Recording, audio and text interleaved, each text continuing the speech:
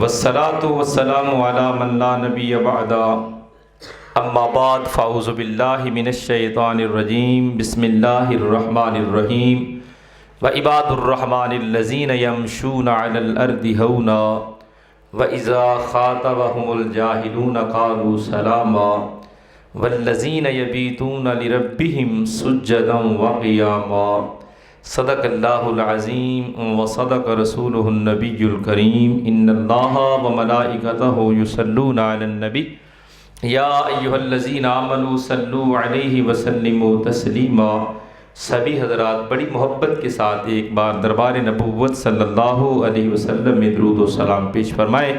پڑھیے الصلاۃ والسلام علیک یا رسول اللہ وعلی آلک واصحابک یا حبیب اللہ، الصلاۃ والسلام علیک یا نبی اللہ وعلی آلک واصحابک یا سیدی یا نور اللہ۔ حضرات ذی وقار، اللہ کریم کے بابرکت کلام کی میں نے ایک آیت کریمہ تلاوت کی ہے، دعا فرمائیے اللہ پاک اس پہ ہم سب کو عمل کی توفیق نصیب فرمائے۔ اللہ جل شانہ نے فرمایا عباد الرحمن، رحمان کے بندے۔ اب یہ یاد رکھنا ساری کائنات ہی اللہ کے بندے ہیں، ہر انسان اللہ کا بندہ ہے، لیکن اس آیت کریمہ میں اللہ پاک نے اپنے بندوں کی 3 نشانیاں بیان فرمائی۔ کتنی نشانیاں؟ 3 نشانیاں۔ اللہ فرماتا ہے جو میرے بندے ہیں نا، رحمان کے بندے، یاد رکھو اللہ کا ایک ذاتی نام ہے اللہ، اور پھر اس کے بعد اللہ کا نام ہے رب، اور یہ جو رحمان ہے یہ اللہ کا صفاتی نام ہے، اور باقی سارے جتنے اللہ پاک کے نام ہیں ان میں یہ رحمان سب سے افضل ہے۔ تو رحمان دو ہی بندے ہو سکتے ہیں، ایک شیطان کا بندہ اور ایک رحمان کا بندہ۔ اب پتہ چلا میں جو 3 نشانیاں رحمان کے بندوں کے بیان کروں گا تو پتہ چلا جو ان نشانیوں پہ عمل کرتا ہے وہ رحمان کا بندہ بن جاتا ہے، اور جو دوسرا راستہ اختیار کرتا ہے ان 3 چیزوں پہ عمل نہیں کرتا وہ شیطان کا بندہ بن جاتا ہے۔ تو رحمان کے بندوں کی جو نشانیاں ہیں وہ سنیے۔ پہلی نشانی اللہ فرماتا ہے الذین یمشون علی الارض ہونا، فرمایا رحمان کے بندوں کی پہلی نشانی یہ ہے کہ وہ زمین پہ نرمی سے چلتے ہیں، تکبر سے نہیں چلتے، فخر سے نہیں چلتے، اکڑ کر نہیں چلتے، سینہ پھلا کر نہیں چلتے، اللہ کی مخلوق کو حقیر سمجھ کے نہیں چلتے۔ وہ زمین پہ چلتے ہیں تو عاجزی سے چلتے ہیں، وہ زمین پہ چلتے ہیں تو جھک کر چلتے ہیں، اور انسان تو ایک طرف، وہ زمین کے اوپر کیڑے مکوڑوں کا بھی خیال رکھتے ہیں۔ حضرت سیدنا داؤد علیہ السلام اللہ کے بڑے باکمال پیغمبر ہیں، آپ کی قوم میں قحط سالی ہو گئی، بارش نہیں آئی، تو آپ نے اپنی قوم آپ کی بارگاہ میں حاضر ہوئی کہ اللہ کے نبی بارش کے لیے دعا فرماؤ۔ تو رب کے پیغمبر نے فرمایا اچھا میں اللہ سے عرض کرتا ہوں۔ تو دربار خداوندی میں عرض کیا اللہ میری قوم پانی مانگتی ہے۔ آواز آئی میرے پیارے نبی کل فلاں میدان میں نکلو، وہاں پہ آ کر نماز استسقاء پڑھو، اور یہ بھی یاد رکھو استسقاء کا مطلب ہوتا ہے بارش طلب کرنے کی دعا مانگنا، بارش طلب کرنے کے لیے نماز پڑھنا، نوافل ادا کرنا۔ بدقسمتی سے آج ہمیں ہمارے سادے لوگوں کو بھی یہ موبائل کے اندر انگلش لفظ بولے جاتے ہیں وہ سمجھ لیتے ہیں، لیکن عربی میں ہمیں سمجھ نہیں آتی۔ دعا کیا کرو اللہ کرے ہمیں عربی میں سمجھ آنا شروع ہو جائے، کیونکہ عربی میرے مصطفیٰ کی زبان ہے، عربی قرآن کی زبان ہے، عربی جنتیوں کی زبان ہے، تو اللہ کرے ہمیں عربی سے پیار ہو جائے۔ تو استسقاء کا مطلب یہ ہوتا ہے کہ بارش کے لیے دعا مانگنا، اللہ سے عرض کرنا ہے مالک کائنات ہم پہ بارش کا نزول فرما دے۔ تو داؤد علیہ السلام نے اپنی قوم میں اعلان کر دیا کہ کل سارے نکلو باہر، فلاں میدان میں چلتے ہیں، وہاں جا کر نماز پڑھیں گے، پھر دعا مانگیں گے، اللہ بارش نازل فرما دے گا۔ تو داؤد علیہ السلام کے اعلان کے مطابق دوسرا دن آیا، ساری قوم اس میدان کی طرف جا رہی ہے، ابھی آدھا سفر بھی طے نہیں کیا تھا کہ داؤد علیہ السلام نے فرمایا آ جاؤ واپس چلتے ہیں، واپس مڑ گئے۔ اور قوم ساری حیران، عرض کرتی ہے اللہ کے نبی ابھی تو ہم نے دعا مانگی نہیں، ابھی تو نماز پڑھی نہیں، ابھی تو ہم میدان میں پہنچے نہیں، آدھا سفر بھی طے نہیں کیا، اور آپ فرماتے ہیں کہ واپس آ جاؤ۔ آپ نے فرمایا گھر پہنچو، گھر پہنچنے سے پہلے بارش نازل ہو جائے۔ ساری قوم بڑی حیران، یہ کیسے ہو سکتا ہے کہ دعا تو مانگی نہیں ہے، آپ نے فرمایا جب ہم چلے تو میں نے ایک چیونٹی کو دیکھا، جسے ہم پنجابی میں کیڑی کہتے ہیں، میں نے ایک چیونٹی کو دیکھا، وہ ہاتھ اٹھا کر اللہ سے بارش کی دعا مانگ رہی تھی، اور اللہ نے اس کی دعا کو سن لیا ہے، قبول فرما لیا ہے، اس کی دعا کو رد نہیں کیا، کیونکہ اللہ تو ساری مخلوق کا خدا ہے نا، اللہ صرف بندوں کا نہیں، کائنات کی جو کچھ میرے اللہ نے پیدا کیا ہے اللہ سب کی سنتا ہے۔ اور یہ بھی یاد رکھنا ہر چیز اللہ کو پکارتی ہے، باقی چیزوں کو حکم نہیں ہے اس کو یاد کرنے کا، لیکن پھر بھی یاد کرتے ہیں۔ بندے کو یاد کرنے کا حکم ہے لیکن پھر بندہ غافل ہے، یعنی جسے یاد کرنے کا حکم دیا کہ میرا ذکر کر، میری عبادت کر، میری بندگی کر، میری یاد کر، وہ تو غافل نظر آتا ہے، اور جن درختوں کو، پتوں کو، زمین کو، پہاڑوں کو، دریاؤں کو، پانی کو، جن کو حکم نہیں تھا وہ پھر بھی اللہ کو یاد کرتے ہیں۔ تو حضرت داؤد علیہ السلام نے فرمایا چیونٹی اللہ سے دعا مانگ رہی ہے، دعا قبول ہو گئی، جلدی گھر پہنچ جاؤ بارش آ جائے گی۔ تو پھر ایسا ہی عالم ہوا، قوم اپنے گھر میں نہیں پہنچی کہ ان کی گلیاں اور بازار وہاں پہ سیلاب کی صورت میں پانی بہہ رہا تھا، اتنی زوردار بارش ہوئی۔ میں کہنے کا مطلب یہ ہے کہ اللہ کے جو پیارے ہوتے ہیں وہ زمین پہ بڑی نرمی سے چلتے ہیں اور زمین پہ چلنے والی ہر چیز کا خیال رکھتے ہیں۔ اس طرح ہمیں بھی انسان تو ایک طرف، اللہ کی ساری مخلوق کا دھیان رکھنا چاہیے، خیال رکھنا چاہیے، احتیاط کرنی چاہیے۔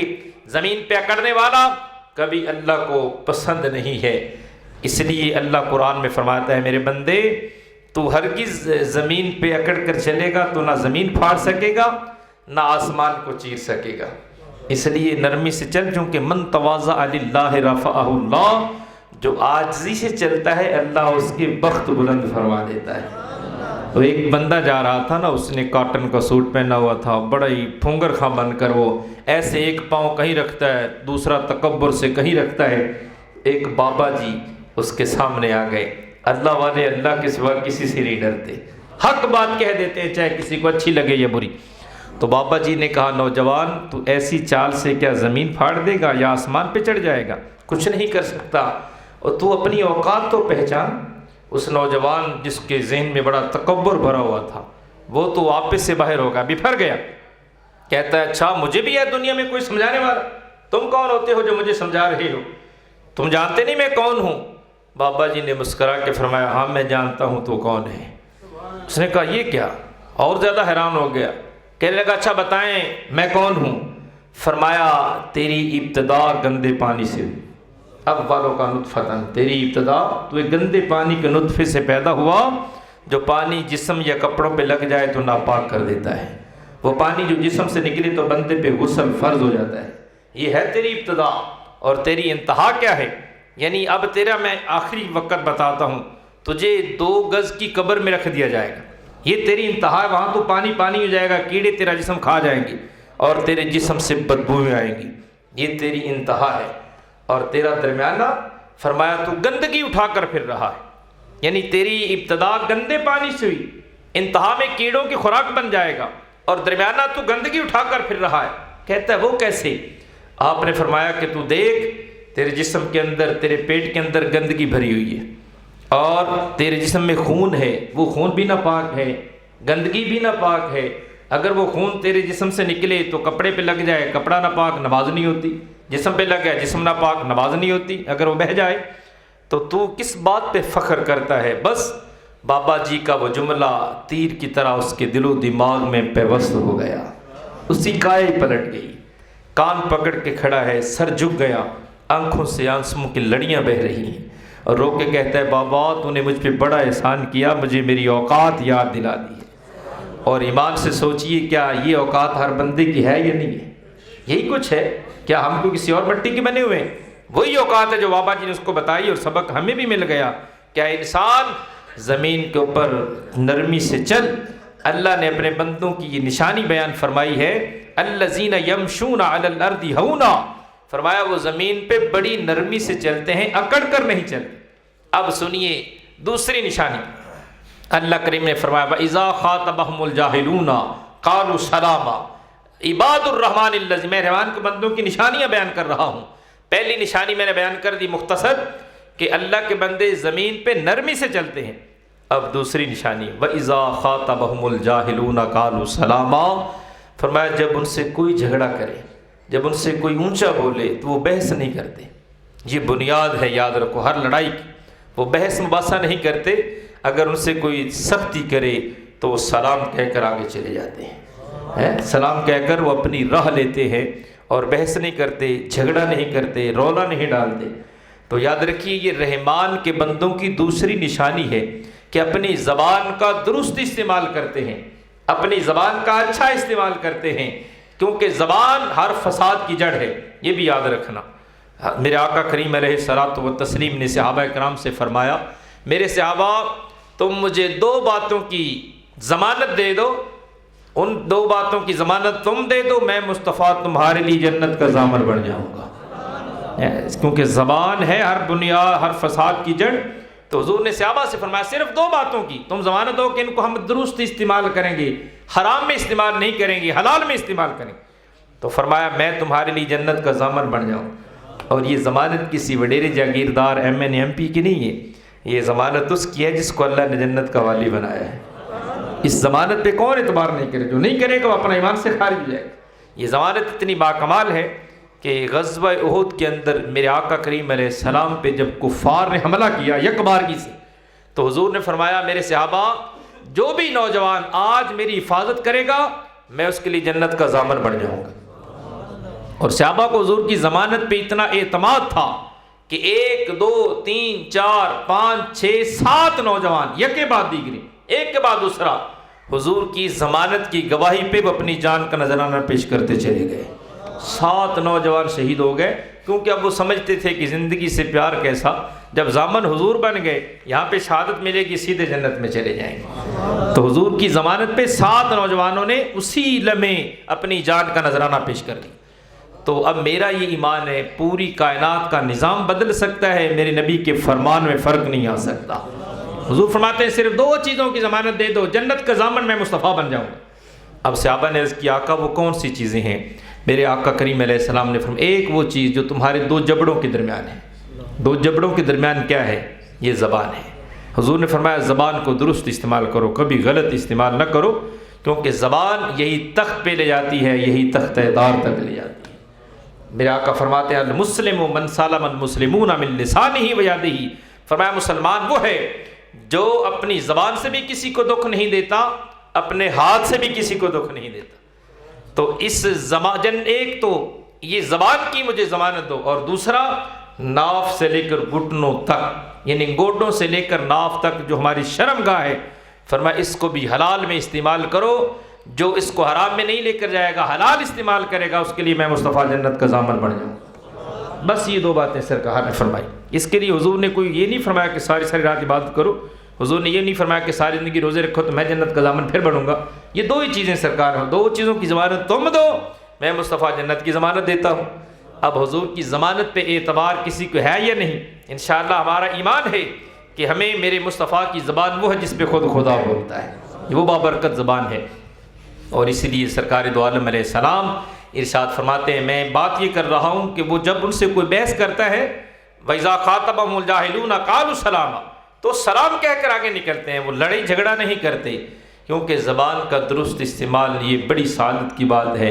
سرکار فرماتے ہیں من صمت نجا، فرمایا جو چپ ہو گیا وہ نجات پا گیا. جو چپ ہو گیا وہ، زبان سے ہی لڑائی جھگڑے شروع ہوتے ہیں، زبان سے ہی گلا شکوہ ہوتا ہے، زبان سے ہی جھوٹ بولے جاتے ہیں، زبان سے جھوٹی گواہیاں ہوتی ہیں، زبان سے ہی لوگ ایک دوسرے کا دل زخمی کرتے ہیں.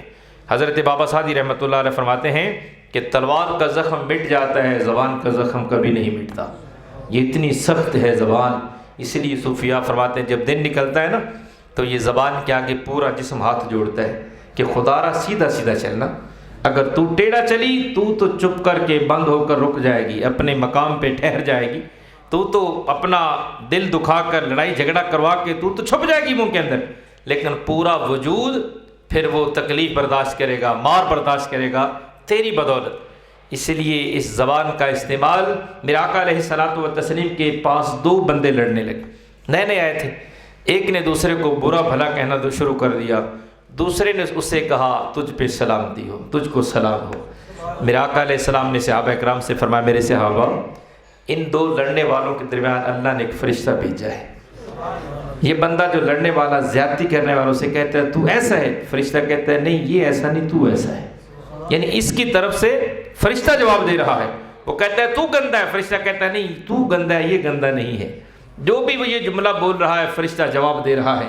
اور جب اس نے کہا کہ تجھ پہ سلامتی ہو تو فرشتہ اس کی طرف منہ کر کے کہنے لگا نہیں اس پہ نہیں، تجھ پہ سلامتی ہو، اس لیے کہ تو نے اسے جواب نہیں دیا، تو نے اس کو سلام کہہ کر سلامتی کا راستہ دکھایا ہے. تو پتہ چلتا ہے جب دو لڑنے والے ہوں تو پھر ان کے درمیان اللہ فرشتے کو نازل کرتا ہے. جو زیادتی کرتا ہے اس کو فرشتہ جواب دیتا ہے، اور جو چپ کر جاتا ہے فرشتہ اس کی مدد کرتا ہے. مولانا روم رحمۃ اللہ علیہ آپ بازار سے گزر رہے تھے تو دو بندے لڑ رہے تھے آپس میں، شدید قسم کی گالی. ایک نے کہا میں تجھے ایسی سناؤں گا تیری نسلیں یاد رکھیں گی. دوسرے نے کہا تو ایک سنا ہے میں تجھے دو سناؤں گا. تو بابا جی روم مولانا روم رحمۃ اللہ علیہ درمیان میں کھڑے ہو گئے اور آپ نے فرمایا تم مجھے لاکھ سناؤ میں ایک بھی نہیں سناؤں گا. لاکھ سناؤ میں ایک بھی نہیں سناؤں گا. بس آپ نے اتنا کہا دونوں شرم سے پانی پانی ہو گئے. لڑائی ختم ہو گئی، وہ اپنے گھر چلا گیا، یہ اپنے گھر چلا گیا. یہ ہوتا ہے بزرگوں کا طریقہ، اللہ والوں کی سمجھانے کا طریقہ. کیسے آپ نے ان کی لڑائی ختم کر دی. فرمایا تم جتنی جی چاہے سنا لو، میں تمہیں کچھ بھی نہیں سناؤں گا، میرا کچھ بھی نہیں بگڑے گا، آپ کی اپنی زبان گندی ہوگی. اس لیے یہ رحمان کے بندوں کی نشانی ہے کہ وہ جب ان سے کوئی لڑتا ہے، کوئی لڑائی جھگڑا کرتا ہے تو وہ اونچا نہیں بولتے، بلکہ اپنی حضرت سیدنا فاروق اعظم رضی اللہ تعالیٰ عنہ، اب آپ سے تو زمین ڈرتی تھی، آپ نے درہ مارا تو زمین کا زلزلہ ختم ہو گیا، آپ نے تو آنکھ اٹھائی تو وہ سورج کی روشنی ختم ہو گئی، یعنی سورج آپ کی آنکھ کو برداشت نہ کر سکا. وہ سیدنا فاروق اعظم فجر کی نماز کے لیے مسجد نبوی شریف میں آئے تو ابھی اندھیرا تھا. اس وقت آج کل کی طرح بتیوں کا، بجلی کا انتظام تو تھا نہیں. ایک بندہ سویا ہوا تھا مسجد نبوی شریف کے اندر. تو حضرت فاروق اعظم گزرے، بے دھیانی میں آپ کا پاؤں اس کے پاؤں سے ٹکرا گیا. جب آپ کا پاؤں اس کے پاؤں کو لگا تو ایک دم اس نے آنکھیں کھولی اور آنکھیں کھول کر کہنے لگا اندھے ہو، یعنی تجھے نظر نہیں آتا. حضرت فاروق اعظم جس کی ہیبت سے ایک زمانہ واقف ہے، جن کے خوف کا یہ عالم کہ میں نے پہلے بتایا جس کا درہ لگا تو زمین ساکن ہو گئی، زلزلہ قیامت تک وہاں پہ ختم ہو گئے. تو آپ نے اس کی بات سن کر لڑے نہیں، جھگڑے نہیں، اس کو گریبان سے نہیں پکڑا. آپ نے بڑے ہی عاجزی سے فرمایا اندھا تو نہیں ہوں لیکن مجھ سے غلطی ضرور ہوئی ہے، مجھ سے غلطی ہوئی ہے، تم مجھے معاف کر دو. جب اس بندے نے دیکھا کہ یہ تو قصر عدالت کا تاجدار ہے، شرم سے وہ پانی پانی ہو گیا، الٹا ہاتھ جوڑ کے معافی مانگ رہا تھا. یہ ہوتا ہے اللہ کے بندے، جن کو اللہ مقام اونچا دیتا ہے وہ اتنی ہی عاجزی اختیار کر لیتے ہیں. حضرت سیدنا ذوالنون مصری رحمۃ اللہ علیہ وقت کے بہت بڑے ولی کامل ہیں، غوث ہیں، قطب ہیں، کلندر ہیں وقت کے. ساری رات بابا جی اپنے حجرے کے اندر، سڑک کے اوپر حجرہ تھا، آہیں بھرتے رہے، سسکیاں لے لے کر اللہ کو راضی کرتے رہے، روتے رہے، اتنا روئے آنکھوں کا وہ بہنے والا پانی وہ سڑک پہ آ گیا. جب سڑک پہ آیا تو فجر کی اذانیں ہوئی. ایک نمازی صاحب نکلے اپنے گھر سے، وہ نماز پڑھنے مسجد کی طرف جا رہے تھے تو اچانک ان کا پاؤں لگا تو وہ چھینٹے اڑے پانی کے، ان کے کپڑوں پہ آئے. بڑے تپ کر کہنے لگے، جلال میں آ کر کہنے لگے پتہ نہیں یہ پانی کیسا تھا، میں تو نماز پڑھنے جا رہا تھا، میرے تو کپڑے پتہ نہیں پاک رہ گئے یا ناپاک ہو گئے. اندر بابا رو کے کہتا ہے، ہاتھ جوڑ کے کہتا ہے اے نمازی صاحب اپنے کپڑے پاک کر لو، یہ کسی گندی نالی کا پانی نہیں ہے، گناہ گار کی آنکھوں کا پانی ہے. اس پانی کو جاؤ اور اپنے گھر سے صاف کر کے دوبارہ نماز پڑھ لو. اندازہ فرمائیے ایسے لوگ جو عظمت کے مینار ہیں، ایسے لوگ جن کے دلوں میں خوف خدا ہوتا ہے، ایسے لوگ جو سمجھتے ہیں کہ ہم اس دنیا میں صرف لڑائی جھگڑا کرنے نہیں آئے، اپنی آخرت اور قبر کی راہیں صاف کرنے کے لیے آئے. وہ لوگ پھر کسی سے لڑتے نہیں ہیں، کوئی لڑ بھی پڑے تو اس کو سلام کر دیتے ہیں. قالوا سلاما، یہ ہے رحمان کے بندوں کی دوسری نشانی. اب آپ خود سوچئے کہ، اور یہ چاہت رکھنی چاہیے کہ اللہ کرے رحمان کے بندوں کی کوئی نشانی ہم میں بھی آ جائے. دعویٰ تو ہم بھی کرتے ہیں کہ ہم رحمان کے بندے ہیں، لیکن ان نشانیوں پہ، قرآن کے ان فرمان پہ عمل کریں گے تو انشاءاللہ تعالیٰ پھر ہمارا بھی نام رحمان کے بندوں میں شامل ہو جائے. وہ بندے جن کو رحمان خود کہتا ہے کہ میرے بندوں کی یہ نشانیاں ہیں تو پھر میرا بندہ بنتا ہے. اب اس سے آگے تیسری بات اللہ فرماتا ہے، تیسری رحمان کے بندوں کی تیسری نشانی وَالَّذِينَ يَبِيتُونَ لِرَبِّهِمْ سُجَّدًا وَقِيَامًا. فرمایا وہ لوگ ساری رات اپنے رب کی بارگاہ میں قیام کی حالت میں گزار دیتے ہیں، سجدے کی حالت میں گزار دیتے ہیں، ساری رات جن کی قیام اور سجدے کرتے گزر جاتی ہے۔ یہ ہے رحمان کے بندوں کی تیسری نشانی۔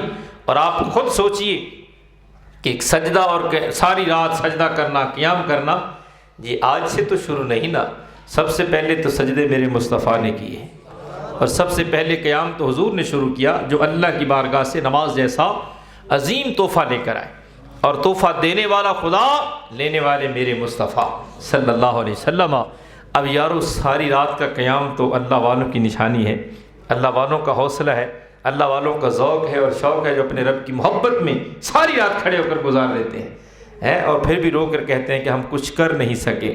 اور یاد رکھو، ہم تو یہ کہتے ہیں اللہ کرے نماز ہی ہماری زندگی کا لازمی حصہ بن جائے، نماز لانے والے میرے آقا کریم علیہ السلام ہیں۔ اور سب سے پہلے حضور نے اتنا قیام کیا کہ حدیثوں میں آتا ہے حضور کی پنڈلیاں زخمی ہو گئیں، ساری رات کھڑے رہنے سے حضور کی پنڈلیوں مبارک سے خون رسنے لگا، خون جاری ہو گیا، سرکار کے تلوے خون سے بھر گئے۔ اور حضور کے گھر میں حضور کی صاحبزادی سیدہ جناب پاک فاطمہ رضی اللہ تعالی عنہ اتنا لمبا سجدہ کرتی ہیں کہ جیسے آج کل سردیوں کی انتہائی لمبی رات ہے، اسی طرح آپ نے اتنے لمبے سجدے فرمائے کہ پہلے سجدے میں ہی اذان فجر ہونا شروع ہو۔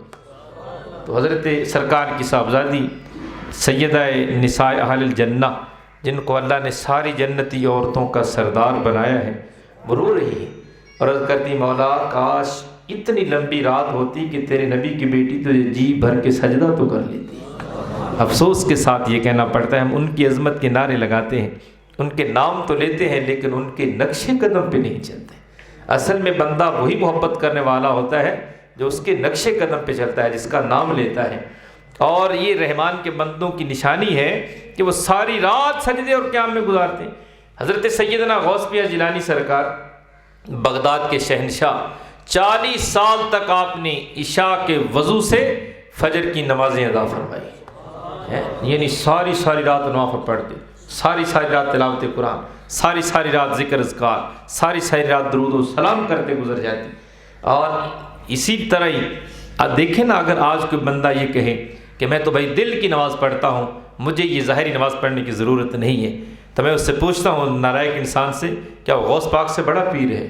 غوث پاک تو ساری رات قیام کریں، ساری رات نوافل پڑھیں، حتیٰ کہ اس طرح کہ سیدنا غوث پیر جیلانی سرکار ایک مرتبہ غار کے اندر عبادت کر رہے تھے، تو غار کے اندر اچانک ایک روشنی سی نمودار ہوئی، ایک چمک سی پیدا ہوئی، آپ نے دیکھا تو اس چمک میں سے، اس روشنی میں سے یہ آواز آئی کہ عبد القادر تو نے میری بڑی عبادت کر لی ہے، تو نے بڑی محنت کی، بڑی مشقت کی ہے، جاؤ میں نے تجھے نمازیں معاف کر دی، نمازیں معاف ہو گئی۔ جب یہ آواز آئی تو اندازہ کرو اگر آج کل کا کوئی پیر ہوتا تو ہو سکتا ہے الٹی سیدھی کلا بازیاں کھاتا، چلو جی نمازیں معاف، مریدوں سے کہتا کوئی نماز کی ضرورت نہیں ہے، نمازیں معاف ہو گئی ہیں، اوپر سے آواز آئی ہے، لیکن وہ تو غوث پیر جیلانی سرکار تھے نا۔ یاد رکھو نماز کوئی بھی معاف نہیں کر سکتا، خواہ کوئی پیر ہو، خواہ کوئی بھی کسی شعبے سے تعلق رکھنے والا ہو، اپنے آپ کو کتنا بڑا کہلانے والا ہو، نماز کوئی نہیں معاف کر سکتا، نماز صرف میرے مصطفیٰ ہی معاف کر سکتے ہیں۔ حضور کی بارگاہ میں ایک صحابی حاضر ہوئے، عرض کرتے ہیں آقا میں 5 نہیں پڑھ سکتا، میں 2 نمازیں پڑھوں گا۔ سرکار نے فرمایا حضور تو دلوں کے راز جانتے ہیں نا، سرکار نے فرمایا اچھا تو 2 پڑھ لیا کر۔ تو وہ دوسرے صحابہ سے کہتا پھرتا ہے دیکھو تم 5 پڑھو گے میں 2 پڑھوں گا۔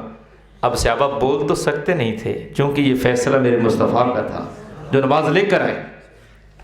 تو صحابہ کرام حضور کی حکمت کے پیش نظر چپ تھے، اور میرے مصطفیٰ کی حکمت کو یا حضور جانتے ہیں یا خدا جانتا ہے۔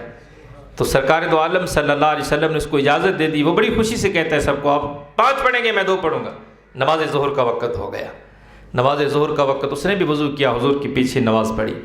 اب نماز کے اندر اسے اتنا سرور حاصل ہوا، اتنا لطف حاصل ہوا، اب یہ نماز کسی دنیا دار کے پیچھے تو نہیں تھی، اللہ کے یار کے پیچھے تھی نا، یہ نماز میرے مصطفیٰ کے پیچھے پڑھ رہا ہے۔ جیسے جیسے سلام قریب آ رہا ہے اسے اتنی رقت طاری ہو گئی، اس کے دل کا عالم زیر و زبر ہونے لگا، وہ سوچتا جا رہا ہے اگر نماز کے اندر اتنا لطف ہے تو آپ سوچتا ہے کہ اللہ کرے قیامت آ جائے یہ نماز ہی کبھی ختم نہ ہو، یہ نماز ایسی چلتی رہے۔ بس سلام پھیرا تو عرض کرتا ہے حضور 1 2 نمازیں نہیں، میں تو 5 نمازیں پڑھوں گا، حضور تو دلوں کے راز جانتے ہیں نا۔ میرے آقا علیہ الصلوۃ والتسلیم کی بارگاہ میں حضور تشریف فرما ہے، ایک نوجوان حاضر ہوا، وہ عرض کرتا ہے ظلمت نفسی، حضور میں نے اپنی جان پہ ظلم کر لیا ہے، میں گناہ کر بیٹھا ہوں۔ تو سرکار چپ ہو گئے، دوسری طرف سے پھر حضور کے سامنے آ گیا، عرض کرتا ہے ظلمت نفسی، آقا میں نے اپنی جان پہ ظلم کر لیا ہے، میں گناہ کر بیٹھا ہوں۔ حضور خاموش ہو گئے، اوپر سے حضرت بلال نے اذان پڑھ دی، نماز کا ٹائم ہو گیا۔ جب نماز کا ٹائم ہوا تو اس نے بھی وضو کیا، حضور کے پیچھے نماز پڑھی، نماز پڑھ کے سرکار نے جب سلام پھیرا تو میرے کریم نبی علیہ الصلوۃ والتسلیم نے سلام پھیرتے ہی وہ نوجوان پھر کھڑا ہو گیا، عرض کرتا ہے ظلمت نفسی، حضور میں نے اپنی جان پہ ظلم کیا ہے، میں گناہ کر بیٹھا ہوں، تو میرے لیے حکم کیجئے میں کیا کروں، کون سی سزا ہے میرے لیے؟ سرکار دو عالم علیہ السلام نے مسکرا کے فرمایا الیسا قد صلیت معنا، کیا تو نے ابھی ہمارے ساتھ نماز نہیں پڑھی؟ ابھی ہمارے ساتھ نماز نہیں پڑھی؟ اس نے کہا حضور یعنی مطلب کیا کہ نماز تو نے میرے ساتھ پڑھی، ابھی کہتا ہے کہ میرا گناہ باقی رہ گیا؟ نماز پڑھے رسول اعظم کے پیچھے، اندازہ فرمائیے۔ میں نے تو پڑھا ہے، ایک بزرگ تھے حضرت اسماعیل رحمۃ اللہ علیہ، ان کی بارگاہ میں ایک بندہ آ گیا، مرید حاضر ہوا، نوجوان تھا، عرض کرتا ہے حضور ایک مشکل میں پھنس گیا ہوں۔ فرمایا کون سی؟ تو کہنے لگا کہ میری نئی نئی شادی ہوئی ہے، میری بیوی سے، میری زوجہ سے پہلی ملاقات ہوئی تو بیوی نے شرط لگا دی کہ پہلے قرآن حفظ کر کے آؤ پھر تیری میری ملاقات ہو۔ اب حضور میں جاؤں تو جاؤں کہاں؟ قرآن حفظ کرنے کے لیے لمبا عرصہ درکار ہے، گھر کے کام کاج الگ سے، مصروفیات الگ سے، میں کیسے قرآن حفظ کروں؟ تو زوجہ محترم بیوی صاحبہ نے تو شرط یاد کر دی کہ تیرا میرا تعلق تب جب تو قرآن حفظ کر کے آئے گا، میں کیا کروں؟ آپ نے فرمایا اچھا تو ایسا کر، رات میرے آستانے پہ بسر کر، جب میں فجر کی نماز پڑھاؤں نا تو فرمایا میری دائیں طرف کھڑا ہو جانا، امام جماعت میں کروں گا، میری دائیں طرف کھڑا ہو جانا۔ اس نے سوچا کہ بابا جی وہ کسی قاری صاحب کے حوالے کر دیں گے، حافظ کے حوالے کریں گے، چلو جلدی جلدی پڑھاؤ بھی، پھر بھی 3-4 سال تو لگ ہی جائیں گے، مر گیا سوچ رہا ہے، ساری رات سوچتے گزر گئی۔ صبح اذان فجر ہوئی، بابا جی مصلی پہ ہے، وہ بھی وضو کر کے وہ کھڑا ہو گیا دائیں طرف۔ جب اس اللہ کے کامل ولی نے نماز مکمل کرنے کے بعد سلام پھیرا دائیں طرف تو جتنے لوگوں پہ آپ کی نظر گئی سارے حافظ قرآن بن گئے، اور جب آپ نے بائیں طرف سلام پھیرا تو جتنے لوگوں پہ آپ کی نظر گئی سارے ناظرہ خان بن گئے، سب کو ناظرہ قرآن پاک آ گئے۔ اب وہ خوشیاں بجا رہا ہے، خوشیاں، اس کے دامن میں خوشیاں ہی خوشیاں تھیں، اور گھر جا کر بیوی کو قرآن سنانا شروع کر دی۔ اندازہ کرو جس نبی کے غلام ولیوں کی نظر کا یہ عالم ہے کہ ولیوں کے پیچھے نماز پڑھیں تو اتنے برکات حاصل ہوتے ہیں، میرے حضور کے پیچھے نماز پڑھنے والوں کو رب نے کتنی برکتوں سے مالا مال فرمایا۔ حضور کے پیچھے نماز پڑھی، وہ کہہ رہا ہے حضور میں گناہ کر بیٹھا ہوں، تیسری مرتبہ پھر جب حضور نے سلام پھیرا تو سرکار نے فرمایا کیا تو نے ہمارے ساتھ نماز نہیں پڑھی؟ عرض کی حضور پڑھی ہے، تو فرمایا پھر گناہ کہاں رہ گیا؟ گناہ کا تیرے تو پچھلے بھی سارے معاف ہو گئے۔ اندازہ کرو ایک نماز پڑھ لو تو اللہ پچھلے گناہوں پہ رحمت کا پانی پھیر دیتا ہے۔ ان الحسنات یذہبن السیئات، قرآن یہ فرماتا ہے کہ نیکیاں برائیوں کو ختم کر دیتی ہیں۔ تو رحمان کے بندوں کی یہ نشانی ہے کہ وہ اللہ کی بارگاہ میں سجدے کرتے ہیں، اللہ کے لیے قیام کرتے ہیں۔ تو یاد رکھیے، آخری بات کر کے ختم کرتا ہوں، اللہ کرے یہ رحمان کے بندوں کے میں نے 3 نشانیاں بیان کر دی، اللہ کرے آپ کو زندگی کی آخری سانس تک یہ یاد ہو جائے۔ پہلی نشانی یہ تھی کہ وہ زمین پہ نرمی سے چلتے ہیں، تکبر فخر سے نہیں چلتے، اللہ کی مخلوق کا خیال کرتے ہیں، ان کی نگاہیں جھکی ہوتی ہیں، وہ بد نگاہی بھی نہیں کرتی۔ اور دوسری کہ وہ کسی سے لڑائی جھگڑا بحث مباحثہ نہیں کرتے، اگر کہیں پہ ایسا مقام آ جائے تو سلام کر کے آگے نکل جاتے ہیں، لڑنے کے لیے تیار نہیں ہوتے۔ اور تیسری بات کہ وہ اللہ کی رضا کے لیے اللہ کی بارگاہ میں سجدے اور قیام کرتے ہیں۔ تو حضرت سیدنا قطب الدین بختیار کاکی رحمۃ اللہ علیہ، حضرت گنج شکر زہد الانبیاء کو جس نے گنج شکر بنایا ہے، اندازہ کرو جس کا مرید اتنا بے مثال ہے اس کا مرشد کتنا باکمال ہوگا۔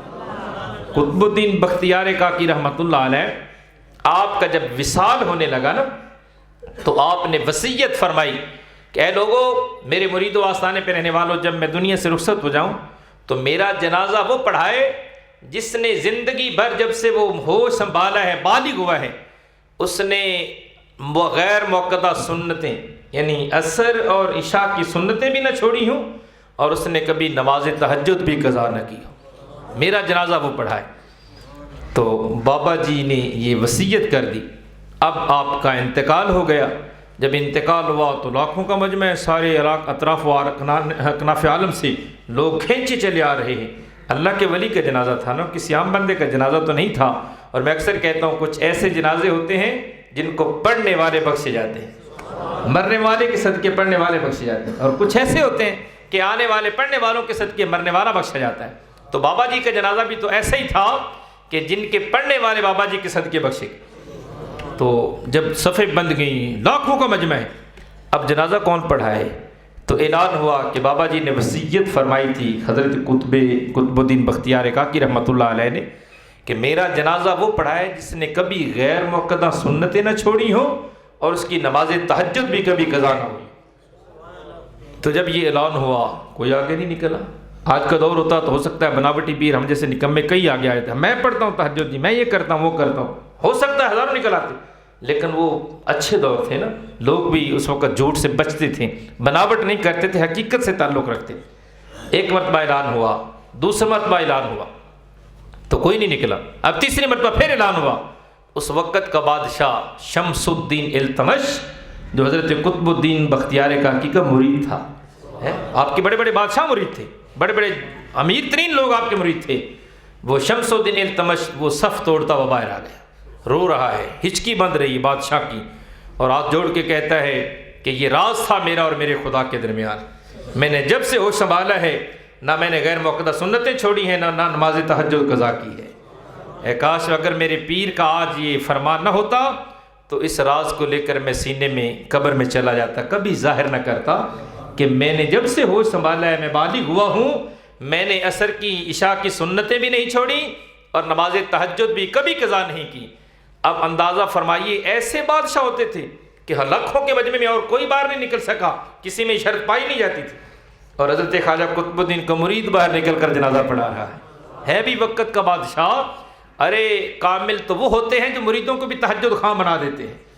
اس لیے یہ ہے اللہ والوں کی، رحمان کے بندوں کی تیسری نشانی، یہ بھی یاد رکھو، اس میں کوئی یہ بات نہیں ہے کہ فلاں ولی ہوگا تو وہ کرے گا، نہیں، یہ 3 نشانیاں میں نے بیان کر دی ہیں، اللہ کرے یہ نشانیاں ہم میں آ جائیں، ہم بھی رحمان کے بندے بن جائیں گے۔ دعویٰ تو ہمارا ہے کہ ہم رحمان کے بندے، اس میں کوئی شک نہیں، ہم اللہ کے مخلوق ہیں، لیکن دیکھو نا ساری زندگی کوئی مرید تو کہتا رہتا ہے کہ مجھے پیر سے محبت ہے، مجھے پیر سے محبت ہے، مزہ تو تب ہے جب پیر کہہ دے مجھے مرید سے محبت ہے، اس قابل ہو جائے، جیسے حضرت سیدنا فاروق اعظم حضور خود مانگ رہے تھے، یا اللہ عمر بن خطاب کو ایمان کی دولت دے، ساری دنیا خود حاضر ہو رہی ہے، عمر بن خطاب کو سرکار خود مانگ رہے ہیں، تو اندازہ فرمائیے کہ ساری دنیا یہ تو کہتی ہے کہ میں رحمان کا بندہ ہوں، بندہ تو تب بنے گا جب رحمان فرمائے گا یہ میرا بندہ ہے۔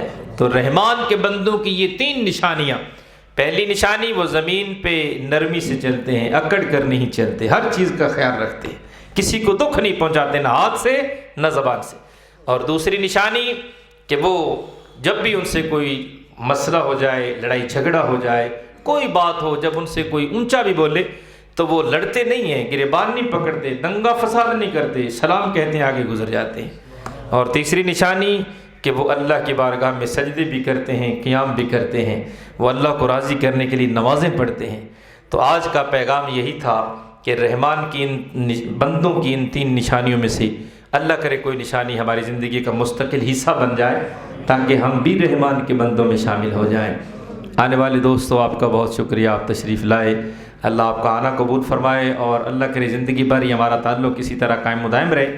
میں اکثر یہ کہتا ہوں یہ ایک تصوف کی بنیادی شرط ہے کہ اپنے مرشد سے رابطہ، تو صوفیہ فرماتے ہیں کم از کم 40 دن میں تو ایک مرتبہ مرشد کی زیارت ضرور ہونی چاہیے، کم از کم، تو اس سے زیادہ تو پھر کرم بالا کرم ہے، اس لیے آپ آتے رہیں گے، ہمارے دل میں بستے رہیں گے انشاءاللہ۔ ہم نکمے بیکار ہیں، پاپی ہیں، گناہ گار ہیں، لیکن بزرگوں کے قدموں میں بیٹھنے والے، ان کی نسبت سے اللہ تو جانتا ہے نا میرے پیاروں سے محبت کرنے والے، آپ کے دل کا حال میرا رب جانتا ہے، ہم کچھ نہیں دے سکتے، میرا خدا سب کچھ دے سکتا ہے، تو اس لیے ہم تو دعا فقیرات رحم اللہ، انشاءاللہ مل کے دعا کیا کریں گے، مل کے بیٹھا کریں گے، سرکار پہ درود و سلام ذکر ہوا کرے گا، تو انشاءاللہ تعالیٰ یہ بیڑا ایک دن مدینے کے ساحل سے لگ جائے گا۔ تو یہ سلسلے چلتے رہیں گے، کیونکہ زمین جتنی بھی اچھی ہو دوستو، وہ اس کو پانی نہ لگے، جتنی اچھی زمین ہو پانی نہ لگے تو اس میں کھیتی نہیں ہو سکتی، اس میں فصل نہیں ہو سکتی، سوکھ سڑ جائے گی۔ اسی طرح ہمارے دلوں کی کھیتی ہے، جب تک اس کو مرشد کامل کی صحبت کا پانی نہ لگے، یہ اچھی نہیں ہوتی. اچھی تب ہوتی ہے کلراٹھی زمین بھی ہو تو اس پہ پانی لگتا رہے, ایک دن اس میں سے بھی سبزہ ہونا شروع ہو جاتا ہے. تو یہی حال ہمارے دلوں کا ہے. اللہ ہمیں عمل کی توفیق نصیب فرمائے. ہم اپنے دلوں کو اپنے مرشد کی صحبت کا, ان کی نظر کا, ان کی دعاؤں کا یہ پانی لگاتے رہیں تاکہ یہ کھیتی ہری بھری رہے. دیکھو آج آپ آئے, کسی کا کوئی نقصان ہوا معاذ اللہ, اس اعتبار سے کہ کیا ہماری کوئی رقم چھین گئی معاذ اللہ کے پیچھے, پتہ نہیں میں کتنا مطلب میرا نقصان ہو گیا, میں اتنا ٹائم ادھر دیا. یارو دنیا میں رہ کر دنیا کے لیے بھی کرو لیکن خالق کے لیے ضرور کرو. ہم صرف رزق کے بندے نہ بن جائیں, ہم رازق کے بندے بنے. ہمارے مرشد فرماتے ہیں رزق کا ٹھیکہ تو میرے خدا نے لے رکھا ہے, اس نے دینا ہی دینا ہے. آپ جہاں بھی یہ رزق آپ کو ملے گا جو آپ کے نصیب میں لکھا ہے, آپ کا نصیب کوئی نہیں کھا سکتا. اللہ پاک ہمیں صرف سوچ ہماری بدل جائے, سوچوں کا زاویہ بدل جائے, اور اللہ پاک ہمیں آخرت کی سوچ نصیب فرمائے. آمین بجاہ النبی. حفظ کرو. تو زوجہ محترم بی بی صاحبہ نے تو شرط ہی عائد کر دی کہ تیرا میرا تعلق تب جب تو قرآن حفظ کر کے آئے گا, میں کیا کروں. آپ نے فرمایا اچھا تو ایسا کر, رات میرے آستانے پہ بسر کر, جب میں فجر کی نماز پڑھاؤں نا تو فرمایا میری دائیں طرف کھڑا ہو جانا, امام جماعت میں کروں گا, میری دائیں طرف کھڑا ہو جانا. اس نے سوچا کہ بابا جی وہ کسی قاری صاحب کے حوالے کر دیں گے, حافظ کے حوالے کریں گے, چلو جلدی جلدی پڑھاؤ بھی, پھر بھی 3-4 سال تو لگ ہی جائیں گے, مر گئے. سوچ رہا ہے, ساری رات سوچتے گزر گئی. صبح اذان فجر ہوئی, بابا جی مصلی پہ ہے, وہ بھی وضو کر کے وہ کھڑا ہو گیا دائیں طرف.